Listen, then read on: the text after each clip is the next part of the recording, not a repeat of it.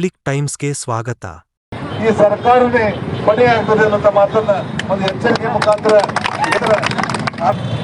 ವೀರಶೈವ ಸಮಾಜದವರು 1 ಲಕ್ಷಕ್ಕಿಂತಲೂ ಹೆಚ್ಚು ಜನ ಪೂರ್ವಭಾವಿಯಾಗಿ ಸರ್ಕಾರಕ್ಕೆ ಮತ್ತು ಜಿಲ್ಲಾ ಆಡಳಿತಕ್ಕೆ ಒಂದು ಮನವಿಯನ್ನು ಕೊಟ್ಟು ಹೋರಾಟ ಮಾಡ್ತಿರುವಂತಹ ಸಂದರ್ಭದಲ್ಲಿ ಯಾರೋ ಪಂಚಾಯಿತಿಗಳು ಸಮಾಜದ ಹೋರಾಟ ಮಾಡುವವರ ಮೇಲೆ, ಶ್ರೀಗಳ ಮೇಲೆ ಮತ್ತು ವಕೀಲರ ಮೇಲೆ ಒಂದು ಹಲ್ಲೆಯನ್ನು ಮಾಡೋದ್ರ ಮುಖಾಂತರ ಸಾಕಷ್ಟು ಅನಾಹುತಗಳಾಗಿರುವಂಥದ್ದನ್ನ ನಾವು ಸದಾ ಖುದ್ದಾಗಿ ಮತ್ತು ಟಿವಿಗಳಲ್ಲಿ ನೋಡಿರುವಂಥದ್ದನ್ನ ನಾವು ಈ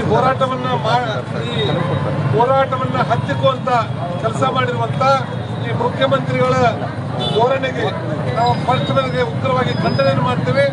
ಮತ್ತು ನಮ್ಮ ಹೋರಾಟ ಕಳೆದ 30 ವರ್ಷಗಳಿಂದ ನಮ್ಮ ಸಮಾಜದ ಹಿರಿಯರು, ಗುರುಪೀಠದ ಸ್ವಾಮೀಜಿಯವರು ಕೂಡಿ ಹೋರಾಟವನ್ನು ಮಾಡ್ತಾ ಇದ್ದಾರೆ.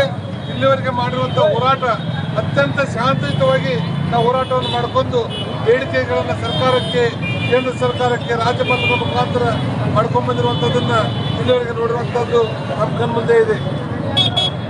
ಆದ್ಮೇಲೆ ಇವತ್ತು ಹಿಂದೆ ಭಾರತೀಯ ಜನತಾ ಪಾರ್ಟಿಯ ಸರ್ಕಾರ ಯಡಿಯೂರಪ್ಪನವರು ಈ ರಾಜ್ಯದ ಮುಖ್ಯಮಂತ್ರಿಗಳಾಗಿದ್ದಾಗ ಒಂದು ಕಮಿಟಿಯನ್ನು ಮಾಡಿ ಆ ಕಮಿಟಿಗೆ ಸಮಾಜಕ್ಕೆ ಜಾತಿ ಕಾಲದಲ್ಲಿ ಇರದೇ ಇರುವಂತಹ ಸಂದರ್ಭದಲ್ಲಿ ಸನ್ಮಾನ್ಯ ಮಹೇಶ್ ಕಾರಜೋಳ ಅವರು, ಬಸವರಾಜ ಬೊಮ್ಮಾಯಿ ಅವರು, ನಾನು ಮತ್ತು ನಾರಾಯಣ ಸ್ವಾಮಿ ಅವರು ಆ ಕಮಿಟಿಯಲ್ಲಿ 3Bಗೆ ಸೇರಿಸುವಂತ ಕೆಲಸವನ್ನ ಒಂದು ಜಾತಿ ಕಾಲದಲ್ಲಿ ಸೇರಿಸುವಂತ ಕೆಲಸ 2010ರಲ್ಲಿ ಬಿಜೆಪಿ ಸರ್ಕಾರದಾಗ ಆಯಿತು.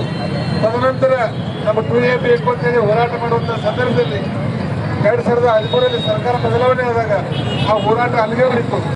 ನೇತೃತ್ವದಲ್ಲಿ ಪಕ್ಷಾತೀತವಾಗಿ ಒಂದು ಹೋರಾಟವನ್ನು ಸ್ವಾಮೀಜಿಯವರ ನೇತೃತ್ವದಲ್ಲಿ 550 ಹೆಚ್ಚು ಪಾದಯಾತ್ರೆ ಮುಖಾಂತರ ಒಂದು ಬೆಂಗಳೂರಿನ ಅರಮನೆ ಮೈದಾನದಲ್ಲಿ 10 ಲಕ್ಷಗಳಿಂದಲೂ ಹೆಚ್ಚು ಜನ ಸೇರಿ ಒಂದು ನಮ್ಮ ಮನವಿಯನ್ನು ಕೊಡುವಂಥ ಕೆಲಸ ಸಮಾಜದ ಎಲ್ಲ ಧೋರಣೆಯ ಮುಖಾಂತರ ಆಯಿತು.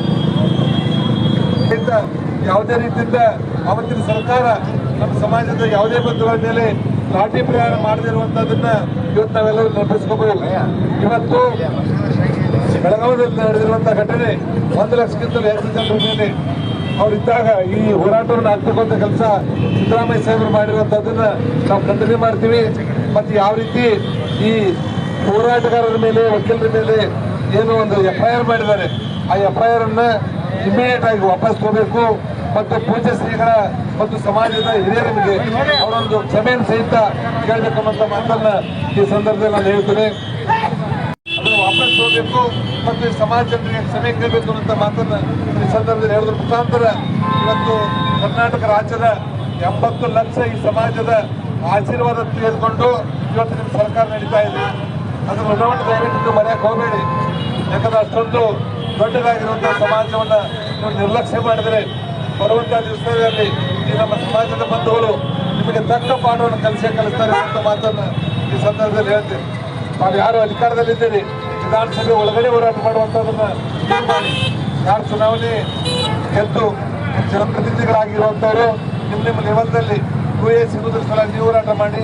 ನಾವು ಹೊರಗಡೆ ಇರುವಂಥವ್ರು ವಿಧಾನಸಭೆ ಹೊರಗಡೆ ಒಂದು DV ಪಾಟೀಲ್ ವಕೀಲರು 900 ಪೇಜ್ಗಳ ಒಂದು ವಿವರವಾಗಿರುವಂಥ ಇದರ ಇತಿಹಾಸದಲ್ಲಿ ಎಲ್ಲ ಅಂಕಿಅಂಶಗಳನ್ನು ಕ್ರೋಢೀಕರಣ ಮಾಡಿ ಕೊಟ್ಟಿಗೆ ಮತ್ತು ಈ ಸಮಾಜ ಕಲ್ಯಾಣ ಇಲಾಖೆ ಈ ಸಬ್ಮಿಟ್ ಮಾಡಿದ್ದಾರೆ. ಅವೆಲ್ಲವುಗಳನ್ನು ಕ್ರೋಢೀಕರಣ ಮಾಡಿ ಇಮಿಡಿಯೇಟ್ ಆಗಿ ನಮಗೆ ಕೊಡಬೇಕು ಮತ್ತು OBC ಕಾರ್ಯಕ್ಕೆ ಅದನ್ನು ರೆಕಮೆಂಡ್ ಮಾಡಬೇಕು ಅಂತ ಒಂದು ವಿನಂತಿ ಈ ಸಂದರ್ಭದಲ್ಲಿ ನಾನು ಮಾಡ್ತಾ ಇದ್ದೀನಿ. ಮಟ್ಟದಲ್ಲಿ ಮತ್ತು ಜಿಲ್ಲಾ ಮಟ್ಟದಲ್ಲಿ ನಾವೆಲ್ಲ ಹಿರಿಯರು ಪಕ್ಷಾತೀತವಾಗಿ ಮಾಡ್ತಾ ಇದ್ದೀವಿ. ಈ ಹೋರಾಟವನ್ನು ಹಂಚಿಕೊಂಡ ಕೆಲಸ ಈ ಸರ್ಕಾರ ಏನಾದರೂ ಮಾಡಿದಲ್ಲಿ ಹೋರಾಟವನ್ನ ನಂಬ್ಕೋತೀವಿ. ಆಗುವಂತ ಏನಾದರೂ ಕಡೆ ಈ ಸರ್ಕಾರನೇ ಕೊನೆಯಾಗ್ತದೆ ಅನ್ನೋ ಮಾತನ್ನ ಒಂದು ಎಚ್ಚರಿಕೆ ಮುಖಾಂತರ ಆದಷ್ಟು ಬೇಗನೆ ನಮ್ಮ ಬೇಡಿಕೆಯನ್ನು ಈಡೇರಿಸಬೇಕು ಈ ಸಂದರ್ಭದಲ್ಲಿ ಹೇಳ್ತಾ ಇದ್ದೀನಿ. ಎಲ್ಲರಿಗೂ ನಮಸ್ಕಾರ. ಇನ್ನಷ್ಟು ಸುದ್ದಿಗಳನ್ನು ನೋಡಲು ಪಬ್ಲಿಕ್ ಟೈಮ್ಸ್ ಸಬ್ಸ್ಕ್ರೈಬ್ ಮಾಡಿ, ಬೆಲ್ ಬಟನ್ ಒತ್ತಿ.